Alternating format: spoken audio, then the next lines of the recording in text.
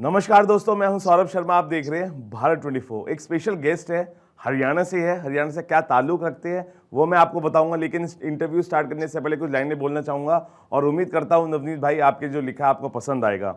नजरों में नशा, बातों में असर रखते हैं। नवनीत मलिक दिलों पर राज करने का हुनर रखते हैं। हर अदा में एक ताजगी, हर मुस्कान में एक कहानी। स्टारडम नहीं, ये तो नवनीत मलिक आपका इश्क है। बहुत बहुत स्वागत है भारत 24 में आपका। थैंक यू सो मच भाई, इतना प्यारा इंट्रोडक्शन देने के लिए। Thank you.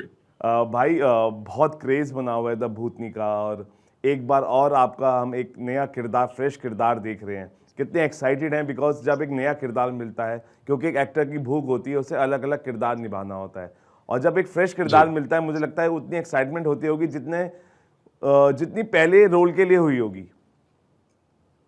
बिल्कुल। और इस रोल के लिए तो स्पेशली कुछ ज्यादा ही एक्साइटमेंट है, जी बिकॉज ये किसी एक्टर की लाइफ में once in a lifetime opportunity होती है। और यू कैन से मेरी लाइफ में भी एक हाईलाइट है ये, एक मेरे करियर की अभी तक जी। की। सो मैं बहुत एक्साइटेड हूँ, मतलब ऐसे रोल्स मिलना अपने आप में ही बहुत बड़ी बात होती है।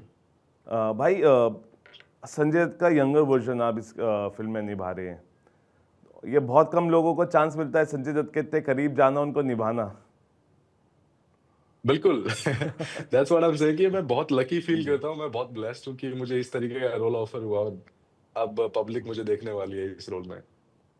भाई, संजय दत्त का जब आप यंगर वर्जन निभा रहे थे, उनकी तरह चलना, उनका जो स्टाइल है, वो भी सब भी थोड़ा थोड़ा अपने दिनचर्या में लाया। बिल्कुल। कई अभी जैसे हम ट्रेलर लॉन्च पे थे जी तो कई मेरे फ्रेंड्स बोल रहे थे कि यार तुम्हारी जो बॉडी लैंग्वेज है वो संजय दत्त से मिलने लग गई है। वो सबकॉन्शियसली कहीं ना जी कहीं काम करते करते वो कुछ ना कुछ तो रह गया मेरी बॉडी में जो शायद संजय दत्त सर से रिलेट करते हैं बॉडी लैंग्वेज में। भाई, एक और कॉम्प्लीमेंट आपको मिला था। मैं शायद वो शब्द बोलूंगा, आप समझ जाएंगे कॉम्प्लीमेंट किसने दिया था। मैं तुम्हें देखता रहता हूँ, तुम बहुत अच्छा काम करते हो, इंस्टाग्राम पे भी तुम्हें देखता हूँ।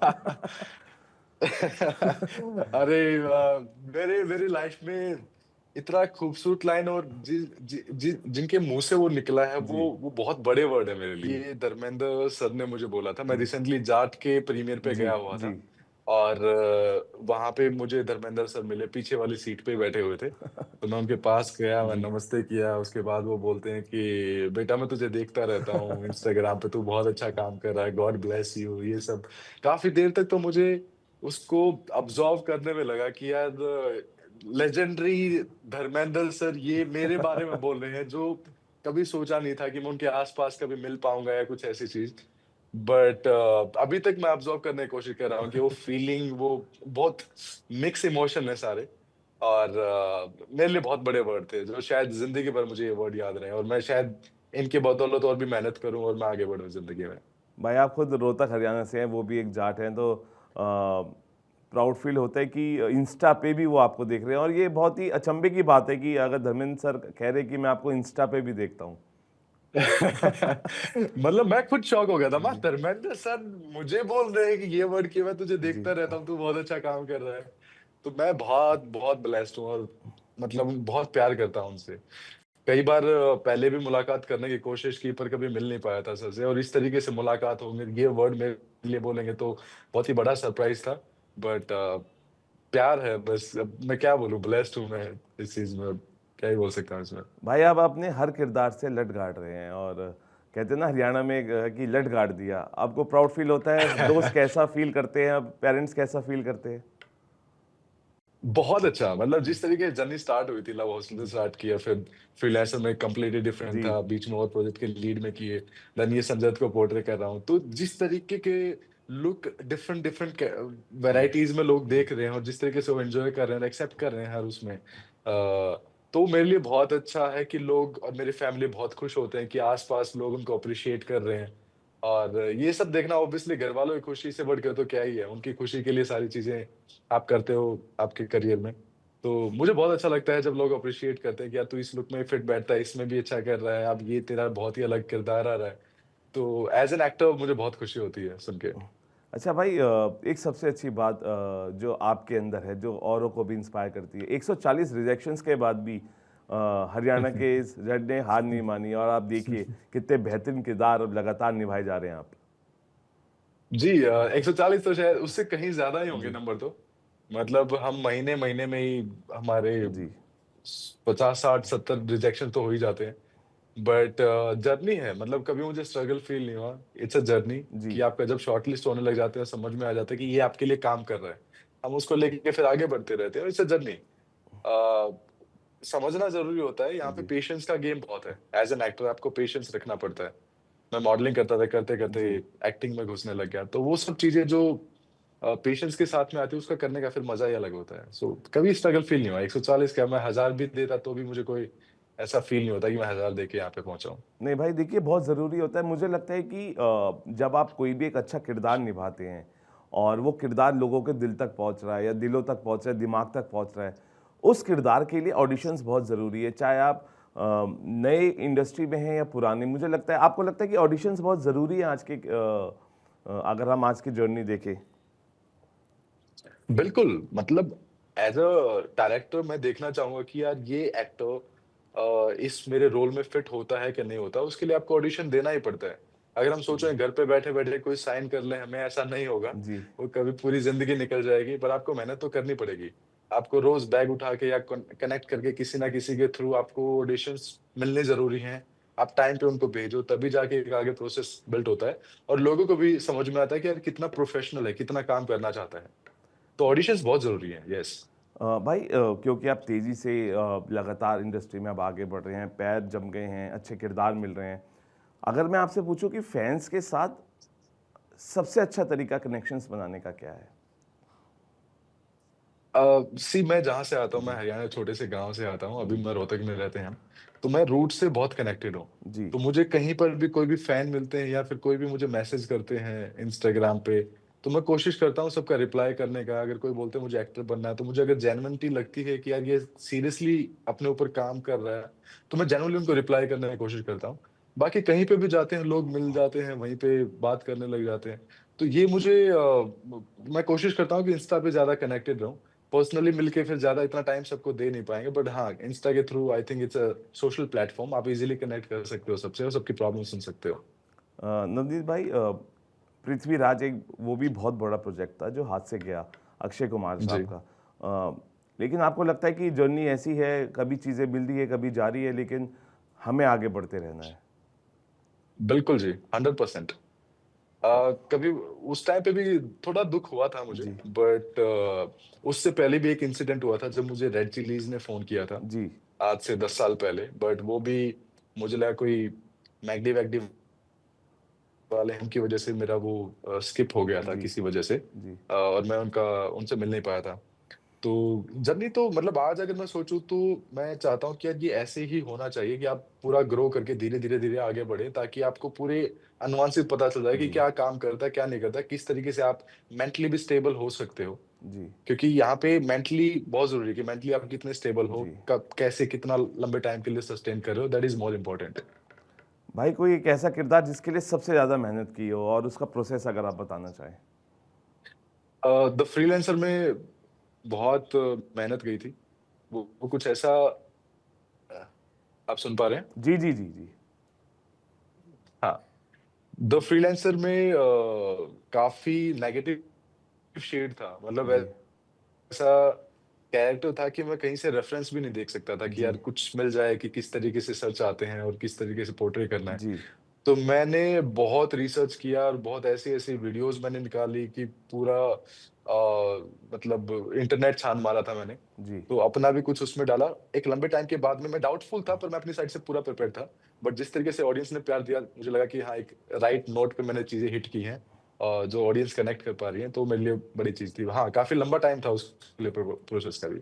Even for the Sanjay Dutt, ji Sanjay sir को पोर्ट्रे करना इतना ईज़ी नहीं जी है, जितना हमें लगता है। कैमरे के सामने जब फर्स्ट टाइम आप जाते हो, तो आपको पता चलता है कि कितना डिफ़िकल्ट होता है, रिस्पॉन्सिबिलिटी बहुत बड़ी होती जी है। वो नर्वसनेस उसके साथ में आपको कहीं न कहीं पुल डाउन करती है, बट उसके बीच में से निकलना एक गेम था इस कैरेक्टर के लिए भी, और ये भी मेरे लिए बहुत ही चैलेंजिंग था, पर बहुत मज़ा आया इस प्रोसेस में। नैना भाई हॉरर कॉमेडी बहुत पसंद की जा रही है अभी हाल फिलहाल में बहुत सारी फिल्में रिलीज हुई हैं द भूतनी किस हुँ। तरीके से हमें इम्प्रेस कर पाएगी ऑडियंस को द भूतनी, ये मान लीजिए जी कि आपने हॉरर कॉमेडी देखी होगी। जी हॉरर कॉमेडी के साथ में एक्शन, रोमांस ये सब चीज़ें मिसिंग थी। जी, अभी तक नहीं क्रैक की हैं।